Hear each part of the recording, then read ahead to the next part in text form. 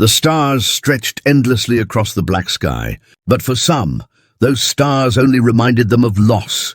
3,000 years ago, Earth had burned. The memory was not a tale of old myths, but a wound carved deep into the heart of humanity. The invaders had come without warning, fleets from alien empires joining together.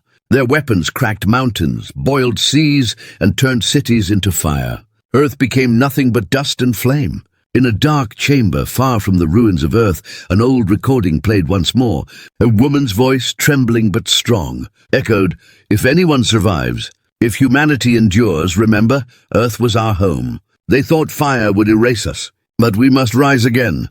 Her voice faded, replaced by static. Yet the message lived. Centuries passed, and humanity scattered like ashes into the galaxy. Some became slaves, others mercenaries. Many vanished into silence. The alien council laughed whenever Earth was mentioned. Humans were weak, one alien leader once declared.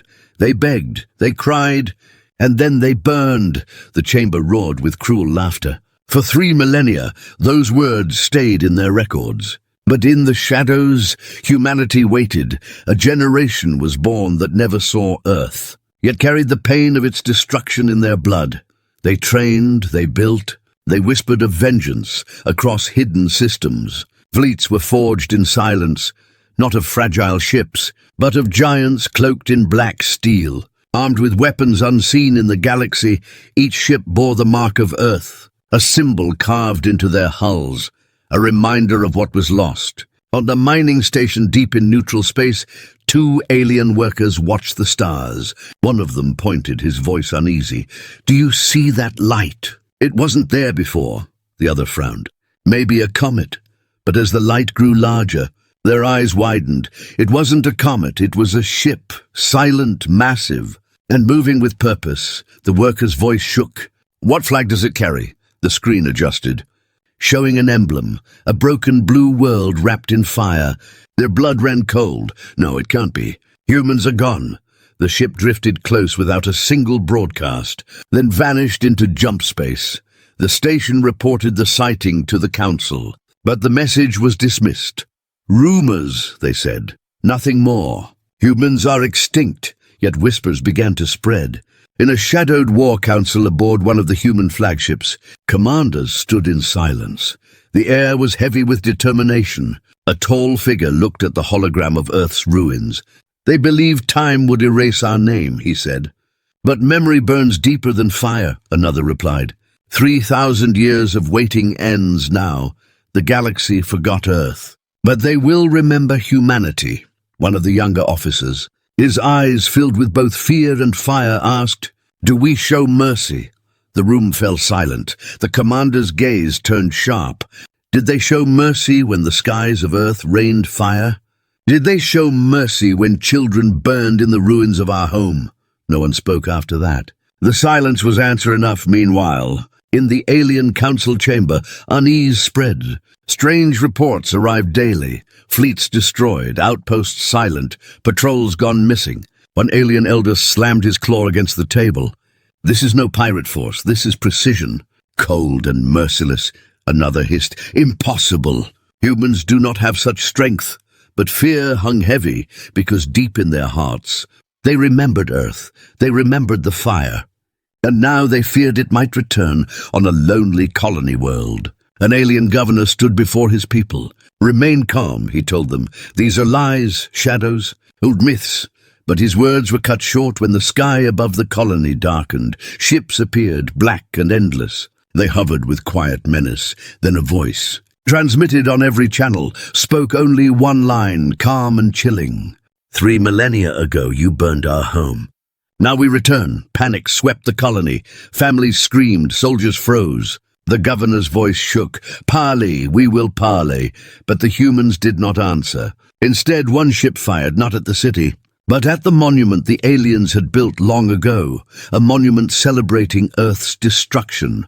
The statue shattered into dust. The message was clear, back in the flagship. The commander looked at the destruction on the screen. "Symbol first, blood later," he murmured. The young officer clenched his fists. "They will know we are no longer prey," another whispered. "They already know." The galaxy trembled. Fear spread faster than fire. Rumors grew into terror, and terror into certainty. Humanity had returned, not as victims, but as executioners. The council gathered again, this time with silence in their voices. An elder asked, "What do the humans want?" But none had an answer. Only the memory of Earth burning 3,000 years ago. Only the fear that now it was their turn. And in the silence of space, the human fleet advanced. A storm that had waited 3 millennia now moved with unstoppable force. The ashes of Earth whispered through every ship, and the promise of fire carried them forward.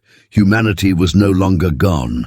Humanity was no longer weak. Humanity was vengeance. The galaxy had grown used to silence. Silence after Earth's fire. Silence after 3,000 years of laughter at humanity's end. But that silence was broken now, broken by whispers of fleets that should not exist. Ships moving in the dark, striking with deadly precision, and vanishing before alarms could sound. On the edge of alien territory, a patrol ship floated in the void. Its crew of scaled beings sat restless. Scanning empty space, one of them muttered, "I hate these shifts. Nothing ever happens here." His partner leaned closer to the screen. "Wait, something's wrong. I'm picking up movement." The screen flickered, and a shadow appeared, long, sharp, and silent, a vessel unlike any they had ever seen.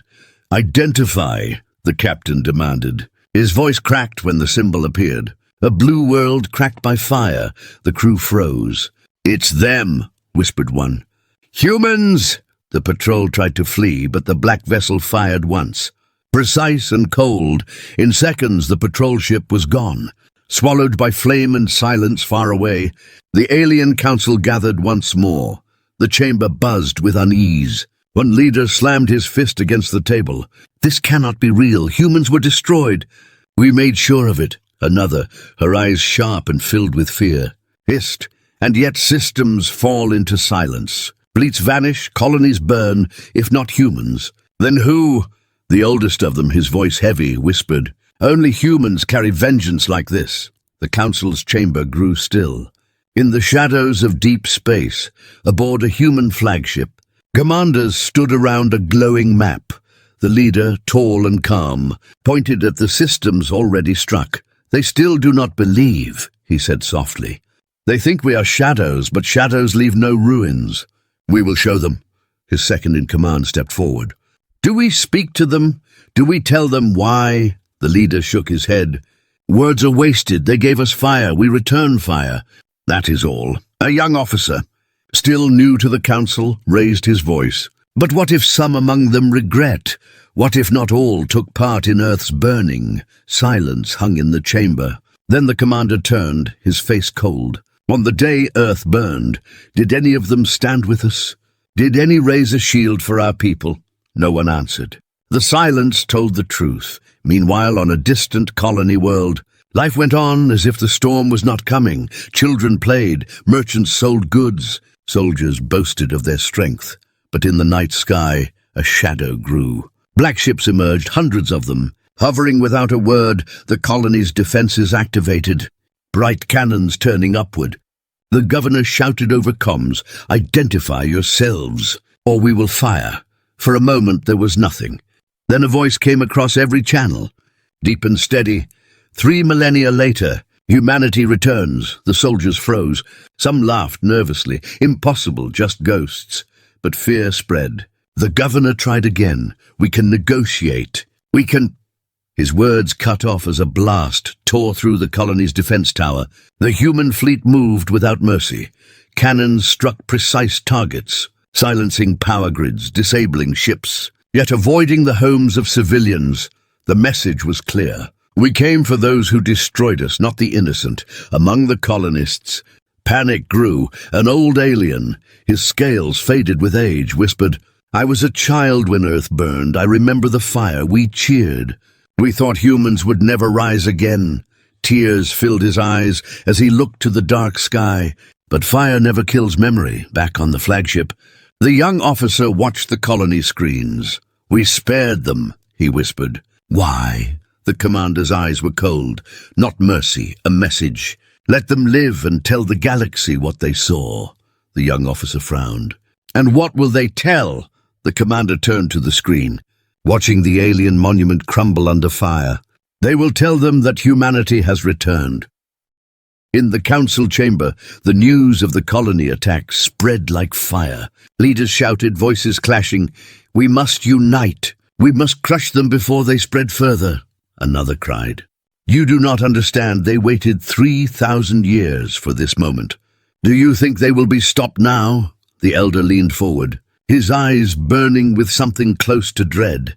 "We made a mistake. We thought we burned their home, but in truth, we forged their vengeance across the galaxy." Fear became a living thing.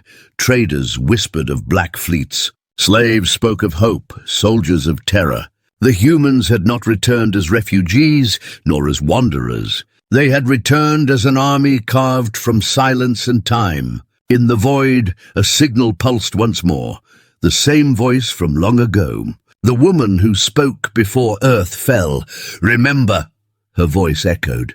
"Earth was our home."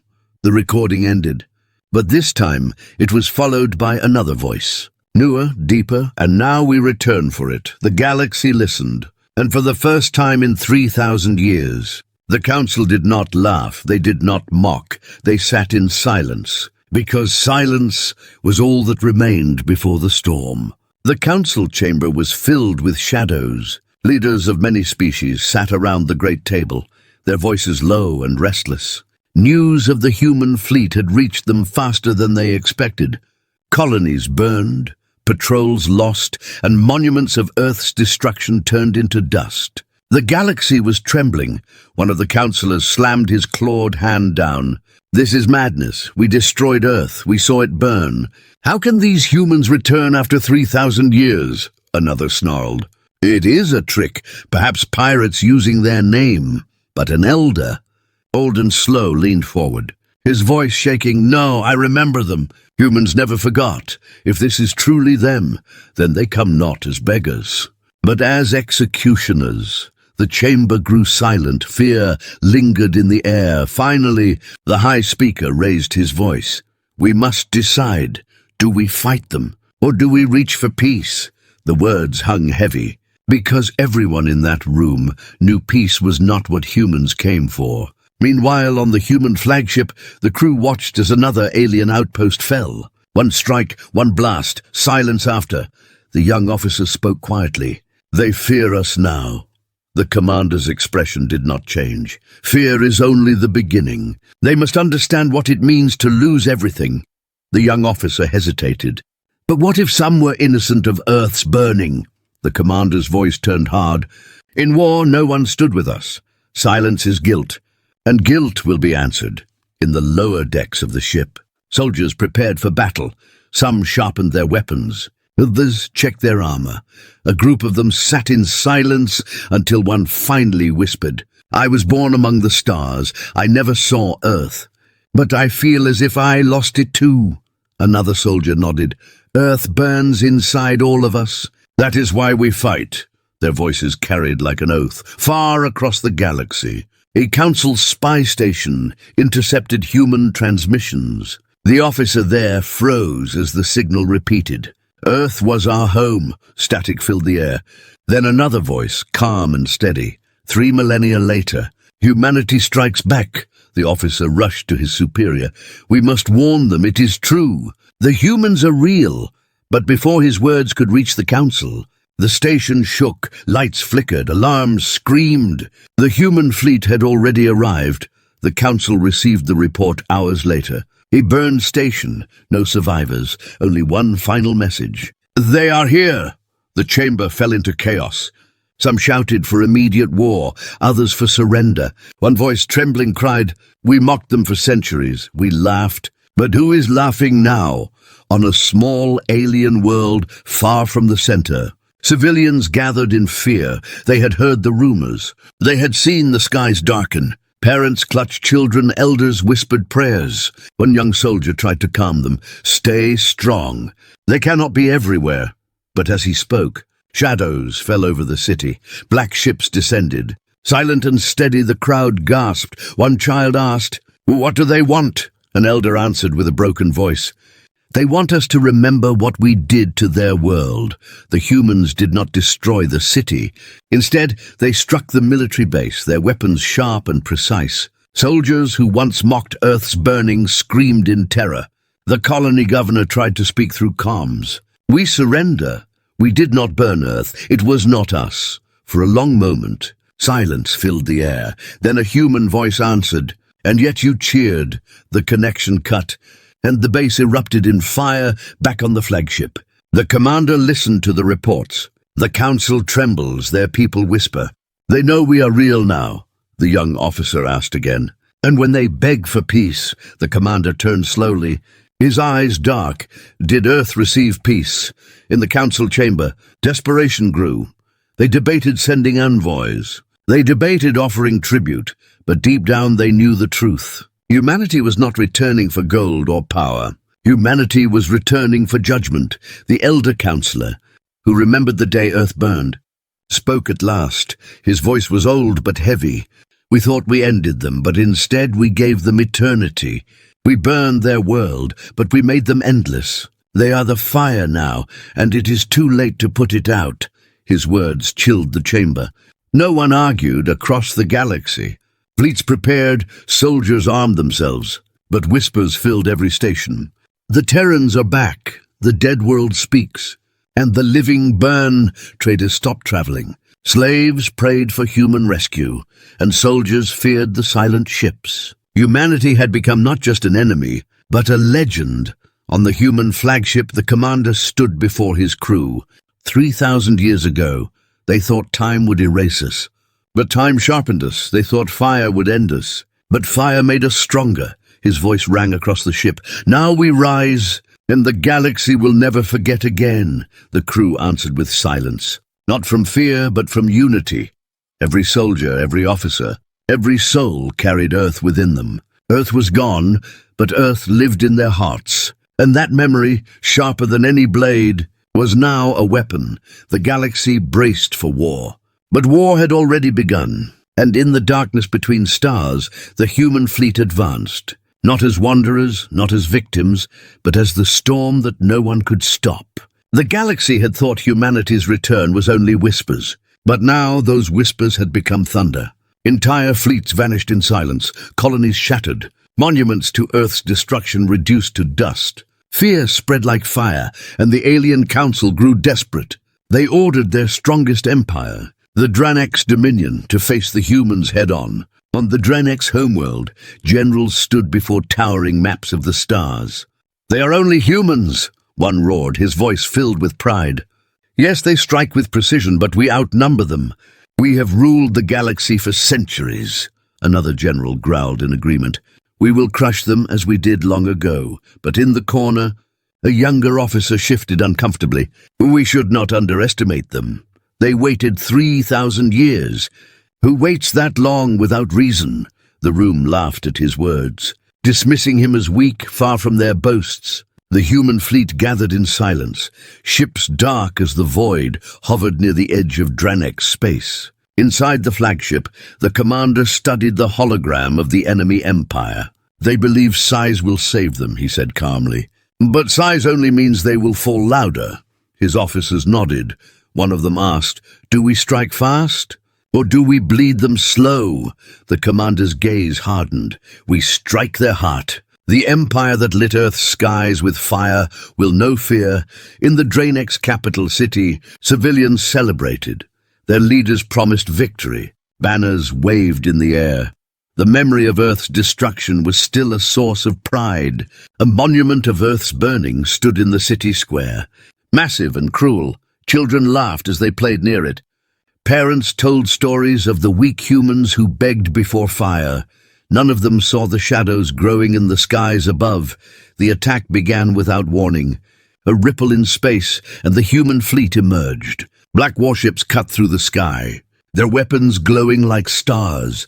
Sirens wailed, panic spread. The Dranex army rushed to their positions, but the humans did not scatter fire blindly. Every strike was sharp, deliberate, precise. Power grids collapsed, defense towers fell. The monument to Earth's destruction exploded into dust. People screamed as its pieces rained down. Inside the human flagship, the young officer watched the chaos unfold. "We strike their symbol first. Always," he whispered. The commander stood firm. Yes, symbols are power, and when symbols fall, fear spreads faster than fire. In the Draenei's war chamber, panic turned to rage. "Fight them!" the general roared. "We are stronger!" "We are many." Fleets launched into the sky. Tens of thousands of ships. The humans were outnumbered 5-1. Soldiers across the Empire cheered when they heard. But the cheers faded when the battle began. The first clash was brutal. Human ships moved like shadows, weaving between the massive alien fleets. Their weapons were silent beams that cut through hulls with deadly ease. Entire squadrons disappeared in moments. Alien commanders screamed for reinforcements, but every tactic they used failed. The humans seemed to know their moves before they made them. In the middle of the chaos, a Draenei's captain shouted, "Impossible! They fight like they already saw this battle." His crew stared in fear as one by one their allies burned. A soldier whispered, "They waited 3,000 years for this. They studied, they planned, we cannot win." Seconds later, their ship erupted into flame, back on the ground. The Draenei citizens watched the skies burn.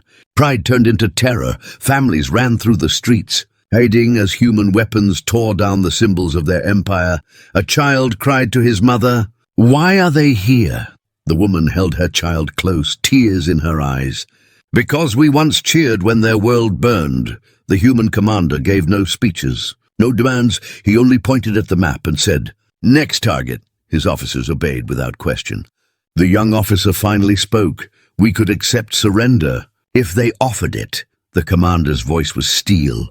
"Did Earth receive surrender?" Silence followed.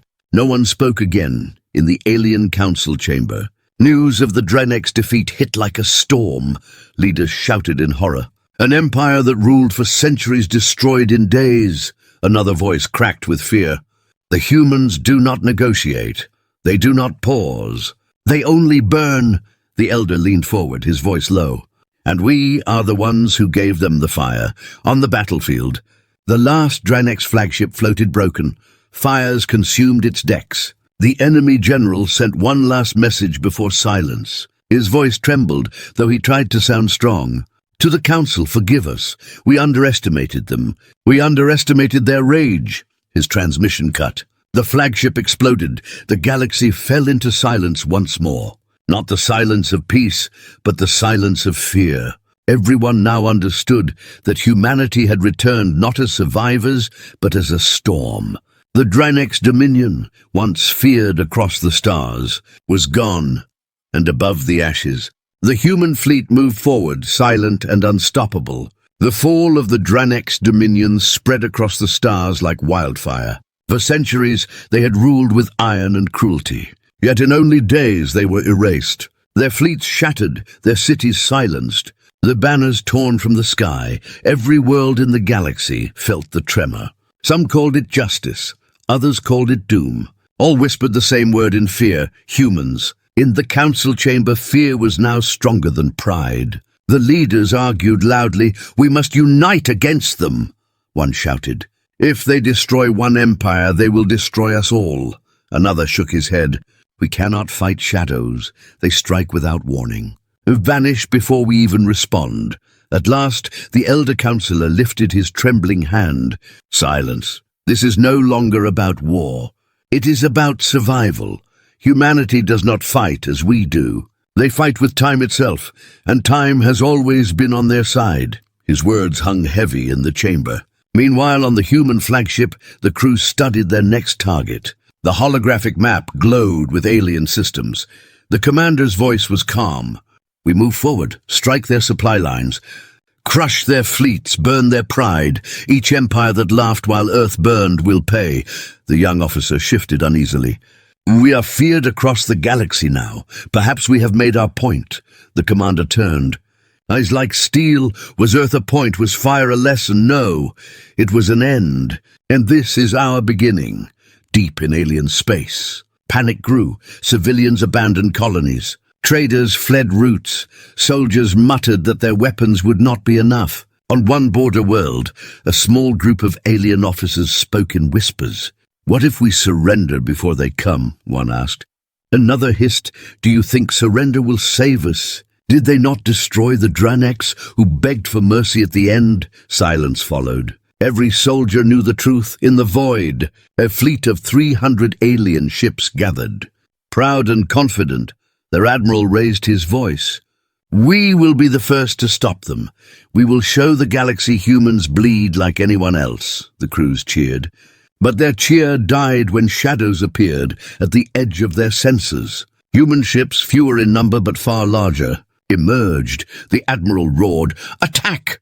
The battle lit the stars, but it was not a battle. It was slaughter. Human ships moved like hunters, precise and merciless. The alien fleet collapsed in hours. The admiral's last words, broken and desperate, were transmitted before his ship exploded. "We were wrong. They do not fight for victory.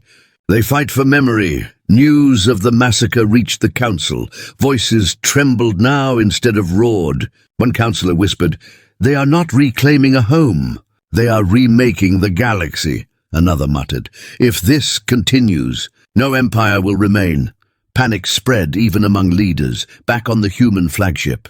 The young officer stood once more before the commander. "We could stop now," he said, his voice low. "We have shown our strength. They fear us." "Isn't that enough?" The commander's answer was cold. "Fear fades, memory remains, and we will carve memory into their stars." The young officer clenched his fists. Torn between loyalty and doubt, in a quiet corner of the ship, two soldiers spoke while sharpening their blades. One said, "I heard a rumor. Some of the aliens beg to join us. They say they regret Earth. They say they will serve." The other shook his head. "Too late. We asked for allies when Earth burned. No one came. They watched. They cheered. They will now learn." Their words echoed the hearts of every human on board. Far across space, a desperate plan took shape. The council decided to send envoys. Not soldiers. They gathered ancient treasures, weapons and promises, hoping humanity could be bought. A single ship carrying their envoys traveled through the stars. When it reached human space, its lights blinked in surrender. The envoy sent a message. "We come with peace. We come with gifts. We ask for mercy." The human fleet surrounded the envoy ship in silence. The envoys trembled as they looked at the massive black vessels. At last a voice answered, 3,000 years ago, did you offer Earth mercy?" The envoys stammered. "We were not there. It was our ancestors, not us." For a moment there was silence. Then the voice came again, calm and final. "And yet you live in the world built from our ashes." The envoy ship was allowed to leave, but it carried no peace, only terror. It returned to the council with one chilling truth: humanity could not be bought. Humanity could not be stopped. Humanity could only be feared. The elder counselor rose to his feet, his voice filled with dread. "The storm we made has returned. They will not rest until all who lit Earth's fire are gone. And perhaps not even then." His words silenced the chamber. No one argued, no one laughed, only fear remained. And in the cold void, the human fleet advanced once more, silent, relentless, and unstoppable. For them, every star was a step, every battle a memory, every victory a piece of Earth reborn. The galaxy now understood the truth. Humanity was no longer a lost race. Humanity was the storm. The galaxy was breaking. Empires that once laughed at humanity now hid in fear. Colonies whispered in the dark. Merchants abandoned trade. And soldiers, who once shouted with pride, now spoke only in silence. Everywhere the same truth spread. Humanity had returned, and nothing could stop them. In the council chamber, the leaders met for what they called their final gathering. The air was thick with despair. One counselor cried out, "We cannot survive this storm. Every empire that stood against them is gone." "What can we do?" Another slammed his hand down. "We must fight to the last world. Better to burn than bow." But an elder shook his head. "Burn, yes, that is what humanity knows. We gave them fire, and now they carry it to us." His words silenced the room. Far away in the void, the human fleet gathered for its largest strike yet. Entire rows of black warships stood ready, their weapons glowing faintly. The commander stood at the center, his voice steady. 3,000 years ago, they took our home. They thought fire would erase us. But fire only tempered us. Today, we end their counsel. Today, they will learn Earth never died, his crew answered with silence. But their silence carried more power than any cheer. Inside the flagship, the young officer approached the commander once again. His face was pale, his voice low. When this is done, when the council falls, what then? Do we stop? Do we let the galaxy live? The commander turned slowly, his eyes hard. Did they let Earth live? Did they give us choice? The young officer pressed. But we are not them. We are stronger now. We could end the cycle. For a moment, silence lingered. Then the commander said, "Strength means nothing without justice, and justice demands memory. The galaxy will remember Earth. On the Council's homeworld, the skies were filled with fear. Civilians gathered in the streets, staring upward as shadows began to cover the sun. Ships appeared black and endless. The people screamed, soldiers rushed to their stations. Leaders tried to speak calm words, but none believed them. The first strike was not at the city, not at the defenses, but at the Grand Monument, a towering structure built to celebrate the burning of Earth. For centuries, it had stood as pride. Now it crumbled in seconds, dust and fire covering the streets. The people gasped, some cried, some fell to their knees. The message was clear. In the council chamber, chaos erupted. "They are here," one shouted. "Our fleets are nothing against them," another cried. The elder raised his voice one final time. "We mocked them, we burned their world, and now they return to burn ours. We forged our own fate." His words were drowned by the sound of explosions outside. The human fleet struck without pause. Defense towers collapsed, power grids failed, ships exploded in the sky. The Council's armies fought with everything they had, thousands of ships against the human storm. But once again, the humans moved like hunters. Cold, precise, merciless. Within hours, the skies belonged to Earth's children. Inside the flagship, the young officer watched the enemy world burn. His heart twisted. "We have done it," he whispered. "The council is finished." He turned to the commander. "But at what cost? Do we destroy everything as they once did, or do we show we are different?" The commander's gaze was fixed on the burning city, his voice low. "Different? No, we are what they made us. We are memory." Suddenly, a message came through. A council leader, his voice broken and desperate, begged, "Stop! We surrender. Spare us. Spare our worlds. We admit our crimes. We admit Earth should never have burned." For the first time, there was silence on the human bridge. The young officer's eyes widened. "They surrender? We could end it now." All eyes turned to the commander. He stood still, his face unreadable. For long moments, the bridge was silent. Then he spoke. "Did Earth receive surrender? Did our children, our families, our cities, did they beg and find mercy?" The silence answered. "No, they had not." The commander gave the order. "End it." Human ships unleashed their fury. The council chamber, the last seat of the galaxy's power, turned into fire. The world below trembled as towers fell. Screams filled the air, and the galaxy's rulers were no more. Back on the flagship, the young officer sat in silence. His eyes reflected the fire on the screen. He whispered, "Then it is done. The galaxy belongs to us." The commander's voice cut through the quiet. "No, it belongs to Earth, even if Earth is ash. Every world we take, every empire we break, it is all for memory. The galaxy will carry Earth forever." And as the fleet moved onward, silent and unstoppable, the galaxy understood a final truth. Humanity was not simply back. Humanity was judgment. And in the endless night of stars, their fire would never die.